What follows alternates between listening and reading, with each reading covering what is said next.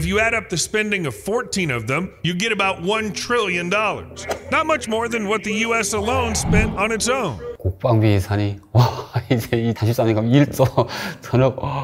우리는 이거 잘못 알고 있었네. 북한에서는 항상 그런 거 주입 주다 보니까 이게 내가 북한에서 알던 거하고 얘기하는 게 완전 다르구나, 이걸 알 수 있어요. 그런데 그 북한 주민들이 이제 딱 알게 되면 이게 우리가 속고 있었었네.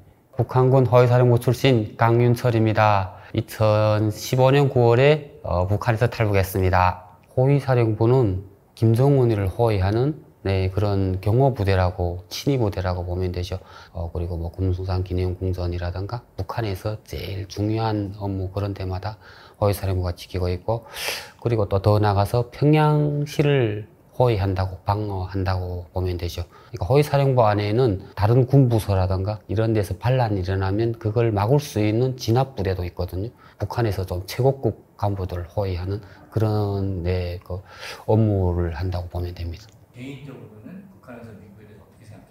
북한은 미국을 조금 나쁘다 이렇게 자칭은 다 하긴 하는데, 우리는 북한에서 어렸을 때부터 세뇌를 받았잖아요. 미국 승양이라 하고. 나쁜 나라긴 한데 자유가 있는 나라고, 그 나라는 무기도 소지해도 되고, 우리가 생각하고 있는 것보다도 완전 하늘에 있는 그런 나라처럼 저는 개인적으로 그렇게 생각했어요. 우리 어렸을 때 북한에서 CDR이라고, 이전에는 테이프식으로 나온 게 있어요. 미국 영화도 많이 봤거든요. 확실히 우리보다는 저 나라가 좀 많이 발전했고, 그런 거는 조금 알았죠. China came in second with $296 billion, followed by Russia with $109 billion. There are 15 countries on this list, and if you add up the spending of 14 of them, you get about $1 trillion. Not much more than what the US alone spent on its own. The figure amounted to more than 40% of global military spending that year in the whole world, and it's expected that the amount will only keep growing. By 2033, the US will be spending up to $1.1 trillion on military expenses. But why? So it turns out that for over 200 years, the US hasn't fought with another country on its territory. 국방비 예산이 이제 2033년 1조 전억.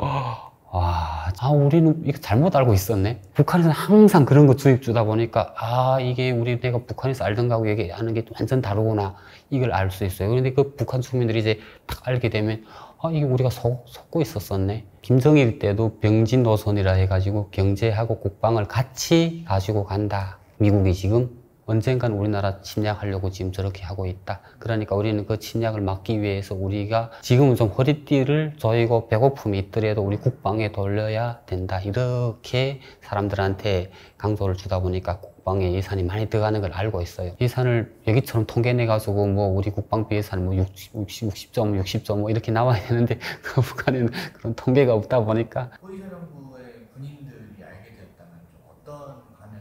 엄청 대단하다? 깜짝 놀라죠. 저 나라 예산이 어느 정도인데 지금 국방비에 많은 예산을 들일까?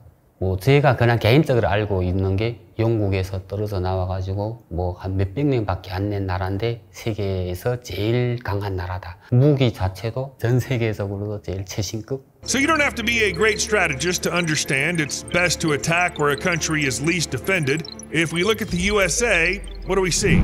The country's surrounded by oceans on two sides, so we need to choose the right coast to attack. This is what the list of the 10 states with the highest defense spending in the 2022 fiscal year looked like. It's clear that Virginia, Texas, and California are at the top in terms of defense, but it's also worth noting that 7 out of the 10 states on this list are located on the east coast of the country. Moreover, if you look at the map of the USA and how the military bases are located, you can also notice that a lot of them are concentrated on the east coast. But what if there's a land invasion? There are only 2 options here because the United States only shares land borders with Canada and Mexico. Meanwhile, all 3 countries are, at the moment, in neighborly partner relationships. A free trade agreement has been signed and they all gain from the partnership. And not only from it, the US and Canada have long been partners in defense and national security, plus mutual trade and investment between Canada and the US support millions of jobs. But let's just assume that something happened. 미국을 침략한다는 교육은 그건 없었어요. 미국에서 우리를 침략할까봐 그걸 방어를 해야 한다는 건 있었지만 미국을 침략한다?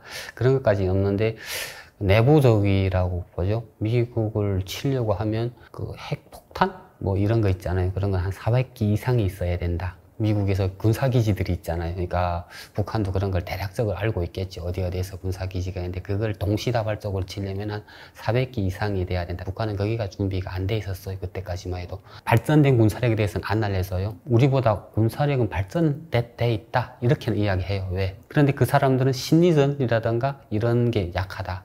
뭐 우리는 일심단결이라는 게 있어가지고 만약에 전쟁이 일어나면 우리 군과 인민이 다 합쳐가지고 우리는 한 몸이 돼가지고 핵폭탄이 돼가지고 몸이 그냥 폭탄이잖아요. 그렇게 해서 이길 수 있다. 그게 하려면 그걸 지키려면 핵이 있어야 되니까 핵을 첫째 그냥.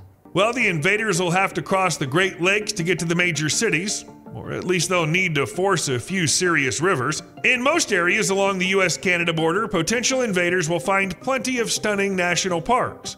It's really very beautiful there, but from a military value perspective, the territory, well, it's pretty much pointless. 지리가 기본이죠. 우리나라 같은 건 삼면이 바다잖아요. 들어온다 해도 바다로 들어올 거잖아요.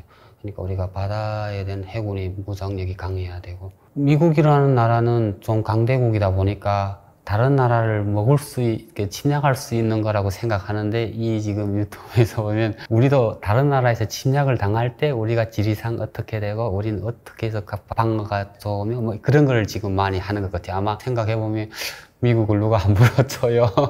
칠 생각을 못 하잖아요. 미국은 좀 우리가 알기로는 다른 나라를 계속 정복한다 이렇게 알고 있었는데. So we'll have to think about attacking from the ocean on the west coast. Mainly because the Atlantic and Pacific Oceans are two huge bodies of water that serve as natural barriers, keeping North America apart from Europe, Africa, and Asia.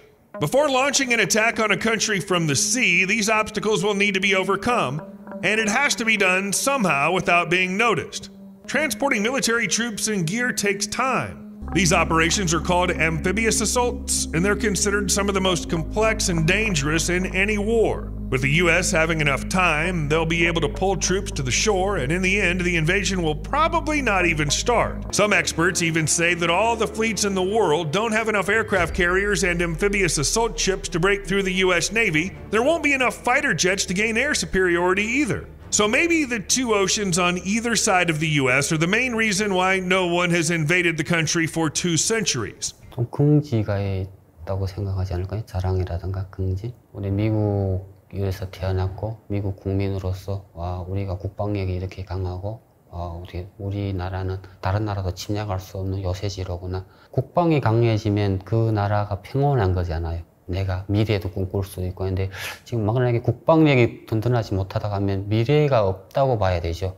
언제 어느 순간에 침략당할지 모르고 불안감. 미국이란 건 우리가 든든하다, 경제적이라든가 이런 데 생활에 좀 많이 신경 써가지고 내가 사는 삶에서 더 행복하고 더 즐거운 삶을 만들어갈 수 있는 거잖아요. 그런데 그런 게 없는 나라는 뭔가 불안하고 뭐가 하는 일이 잘 되지 않고 나라가 안정돼야 다른 나라에서 투자도 하고 우리가 뭐 다른 나라에 가서 배우고 오기도 하고 뭐 이런 게 있어야 되는데 그런 게 없으면 벌써 평민들이 조금 많이 지치고 힘들고 불안하다고 그렇게 생각돼요. 우리 할머니 친척분이 그분이 미국에서 있었어요. 그러니까 그냥 한국분이죠. 근데 미국을 갔는데 그 가게 된 동기가 전쟁했을 때 후퇴하면서 미국군에 들어가가지고 북한하고 침교해가지고 막 서로 사람 찾고 할 때 그때 우리 할머니를 찾겠다고 엄청 이렇게 미국에서 이렇게 우리 북한에 왔었어요. 만나러 가는데 미국에서 왔다 해가지고 우리가 미국에 친척이 있으면 우리 다 잡혀가는 거 아닌가? 뭐 어릴 때 그런 생각도 했었고 매해마다 할머니가 사망하기 전까지 매해마다 편지 2번, 3번씩 왔어요. 북한도 그렇잖아요. 이게 지금 딱 닦인 상태잖아요. 미국이 경제봉쇄라는 걸 해가지고 일단은 빨리 미국하고 협상해가지고 경제봉쇄 풀려야 뭐가 북한도 평민들도 좀 잘 살고 미국도 그 협상에서 조건이 있잖아요. 너 집에 큰 개가 있고 뭐 진짜 우리가 들어갈 수 없는데 그 개를 계속 풀어놓으면 들어갈 수 없잖아요. 그럼 그 개를 주인이 묶어다 놓고 우리에 들어가야 우리가 그 집을 들어갈 수 있잖아요. 이 집만 잘못이 있지 않잖아요. 개만 있는 게 잘못이 아니고 또 이 집에도 뭔가 뭐 다른 뭐 짐승이 있다던가 북한은 핵 포기는 안 할 거예요. 왜 이렇게 몇 번 속은 적이 있다고 봐야 되죠. 미국이 들어간 나라는 잘 살긴 하는데 그 핵심 간부들은 다 죽었어요. 평민들은 좋아요. 그런데 위에 사람들은 어떤 게 있냐면요. 미국은 북한을 안 치는데 북한 안에 사람들이 요동칠 수가 있어요. 우리가 몇십 년 동안 모르던 걸 알고 갑자기 알 수 있는 거예요.